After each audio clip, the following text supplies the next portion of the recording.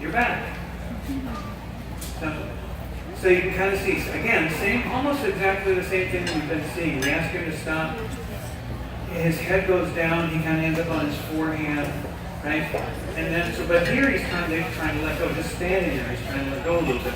But again, if you watch him, there's a push, right? So you can't just stop and stand and relax everything and then just be okay. There's a lot of this kind of stuff going on. And also keep in mind too that there's some stress involved in this for these guys, the horses and the riders too, coming into a situation like this. So we're also dealing with that. So we want to make sure that we understand that that's happening as well. All right, so with him, this is actually pretty nice. So now he's pushing.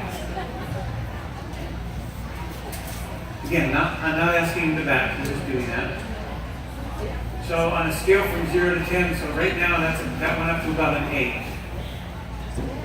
There you go. And then back it. That's good. Let's walk him forward.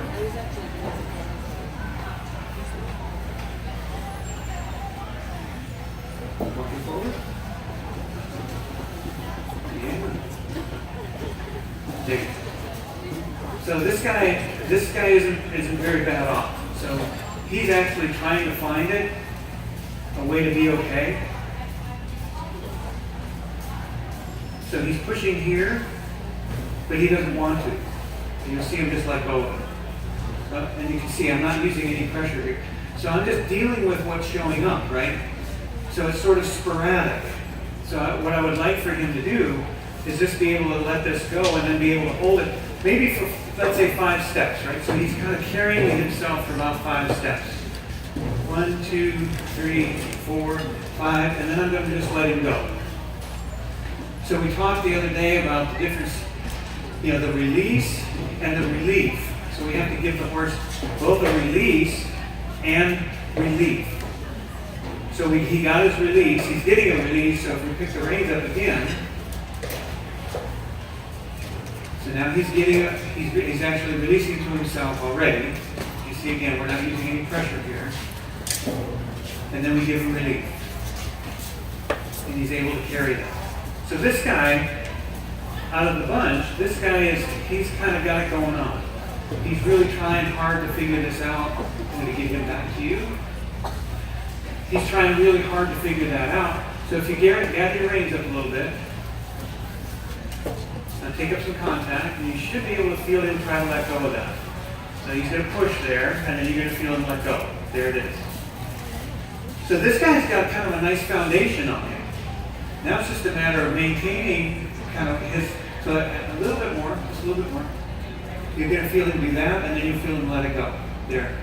Now stay with it, stay with it, stay with it. Move your hands back a little bit. Now keep them right there. Don't move them. And keep going. Yeah. Soften your hands up. So it's not you're kind of pulling on it. We don't want to pull. We just want your hands in one spot. So he was trying to give, and then our hands were going forward. See, they just did it again. So just keep it going. I'm going to help you. Okay. Let's go forward.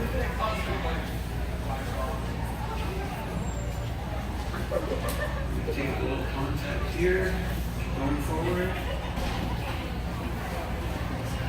So he's actually, how old is he? He's 10, and how old are we having? Almost a year. So this guy, he's actually, I think somebody taught him to be okay with this at one point, because he came to it really quickly once we showed him what we were looking for. So I have a feeling somebody has written him pretty nicely at some point, because he's really trying to kind of get to where we want him to be pretty quickly. There you go. There you go. And again, the key to this is that you don't pull on him. There you go. There you go. How's that feel?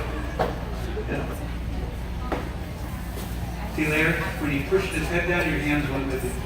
That's what's going to feed into that brace. That's what's going to keep the brace going. We don't want that. So when his head goes down, we want to keep our hands in one spot. And let him push on your hands and come off your hands. Okay? So maybe short range just a little bit. Take up a little contact. Don't pull on him. Let him pull on your hands. If he feels like he needs to, you'll feel him try to let go. Stay with it, stay with it, stay with it, stay with it. Stay with it. There. There you go. There you go. The thing is, now we're talking about length of rein here too. So, if you're in a case like this where we're trying to get these guys to understand something different than what we're asking, than what they're used to, you're going to have to do something different.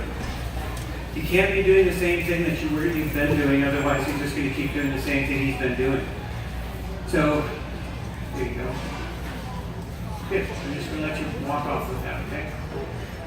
So, I'm going to talk about length of rein real quickly here. So, in Japanese, there's a term, and the term is my-ai, M-A-A-I, my-ai. When I first began training in martial arts, my instructors were always talking about having correct my-ai. My-ai is shared space. It's the distance between everything. So there's shared space between everything and everybody.